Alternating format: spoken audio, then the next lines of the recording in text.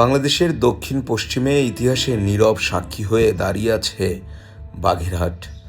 পঞ্চদশ দশকের এক সমৃদ্ধ ইসলামী নগরীর উত্তরাধিকার আজও বয়ে চলছে এই ভূখণ্ডে নীরব সাক্ষী হয়ে।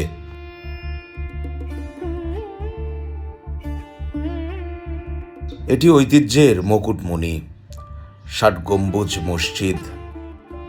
১৪৫৯ খ্রিস্টাব্দের পূর্বে নির্মিত এই বিশাল স্থাপনাটি কেবল একটি মসজিদ নয়, এটি বাংলার সুলতানি আমলের প্রকৌশল ও নান্দনিকতার এক অনন্য নিদর্শন।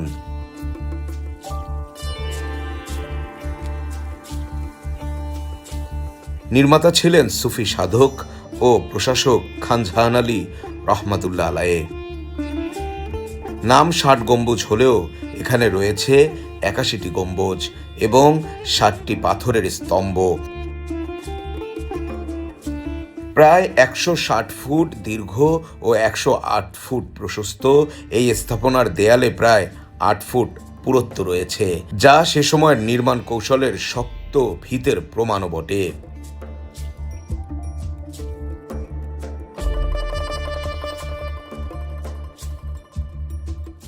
১৯৮৫ সালে এটি ইউনেস্কো ঘোষিত ওয়ার্ল্ড হেরিটেজ সাইটে স্বীকৃতি লাভ করে। খিলান, মোটা দেয়াল আর সরল নকশার তুগলকি প্রভাব সব মিলিয়ে এটি ছিল প্রার্থনার পাশাপাশি প্রশাসন ও সামাজিক কর্মকাণ্ডের কেন্দ্রবিন্দু।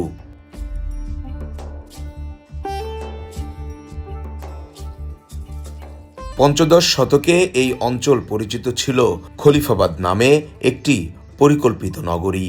অসংখ্য মসজিদ, প্রশস্ত সড়ক ও জলধারা নিয়ে গড়ে ওঠা এই শহর ছিল ধর্মীয় ও প্রশাসনিক কর্মকাণ্ডের কেন্দ্র, যার ধারাবাহিকতাই আজকের বাগেরহাট সেই ঐতিহ্যের নান্দনিকতা ও সৌন্দর্যে মহিমান্বিত।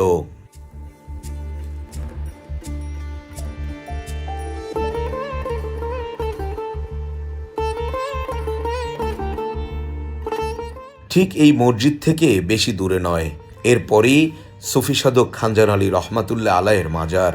এখানেই শায়িত আছেন খান জাহান আলী রহমাতুল্লাহ আলাইহ। দক্ষিণাঞ্চলের ইসলাম প্রচার, জনপদ গঠন ও জলধারা নির্মাণে যার অবদান অপরিসীম। মাজারের পাশেই রয়েছে খান জাহান আলী রহমাতুল্লাহ আলাইহের দিঘি, যা স্থানীয়দের কাছে বিশেষ গুরুত্ব বহন করে। শান্ত স্নিগ্ধ পরিবেশে আজও এখানে প্রতিদিন অসংখ্য দর্শনার্থীর আগমন ঘটে। কালাপাহাড়, ধলাপাহাড় মনে করিয়ে দেয় এই দিঘিকে। কোনো পাহাড়ের কথা বলছি না, বলছি কুমিরের কথা। কালাপাহাড়, ধলাপাহাড় নামে দুই কুমিরের নাম শোনেননি এমন লোক পাওয়া কঠিন। এই কুমিরের পিঠে চড়ে সুফি সাধক খান জাহান আলী রহমাতুল্লাহ আলাইহ বাগেরহাট এসেছিলেন এমন ঘটনা প্রবাহ শোনা যায়। কালাপাহাড়, ধলাপাহাড় নামে কুমির দুটি গত হয়েছে কিছুদিন আগেই, তবে দিঘির নীল জলরাশি কালের সাক্ষী হয়ে আছে, থাকবে।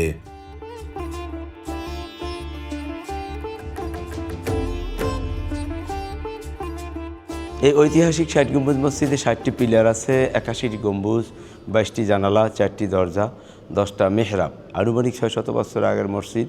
এই মসজিদের প্রতিষ্ঠাতা খান জাহান রহমাতুল্লাহ আলাইহ। চুন সুরকির গাঁথনি, রডবিহীন মসজিদ, পাথরের খাম্বা, এক জামাতে ২০০০-এর অধিক লোক নামাজ পড়তে পারে।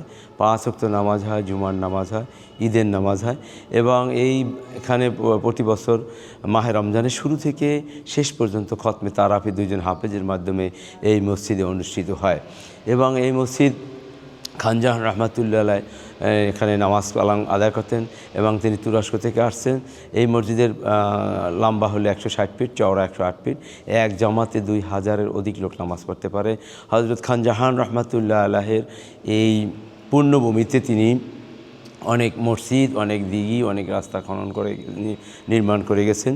শুধু তিনি একজন ধর্মপ্রচারক ছিলেন এবং বড় মাপের আল্লাহর ওলি ছিলেন। খান জাহান আলীর মাজার কিংবা ৬০ গম্বুজ মসজিদ, এর প্রতিটি নির্মাণে, প্রতিটি ইটের ভাঁজে ইতিহাস, প্রতিটি গম্বুজে সময়ের প্রতিধ্বনি। বাগেরহাট কেবল একটি জেলা নয়, এটি বাংলার স্থাপত্য, আধ্যাত্মিকতা ও ঐতিহ্যের জীবন্ত দলিল। ইতিহাস যেখানে আজও নিঃশ্বাস নেয় প্রাণ ভরে। প্রান্তিক কণ্ঠস্বর, বাগেরহাট নিউজ ডেস্ক।